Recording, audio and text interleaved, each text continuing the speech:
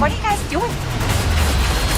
What? We're here to save you. You were gonna save me? It was a really good plan, too. Well, I can go back inside and you can still do it. It goes without saying that ever since the MCU was established back in May of 2008, Warner Bros. Pictures has been playing catch-up in an attempt to create their very own DC Extended Universe, resulting in some of the worst releases in recent times. But luckily for us, James Gunn is a few days away from releasing his very own version of The Suicide Squad, which has been both written and directed with the intention of saving the property from certain death. But what does the newest trailer of this anticipated film tell us about what we can expect when August 6th comes around, and what details did you probably miss due to the overall craziness? Well, whether you're a comic book fanatic or just want to know more about one of the greatest reimaginings of the current DCEU, stay right where you are as we're about to explore everything there is to know about the Suicide Squad before it launches this Friday. So strap yourselves in and get ready for some fun as things are about to get interesting. But before we get into it, make sure to leave a like and subscribe with notifications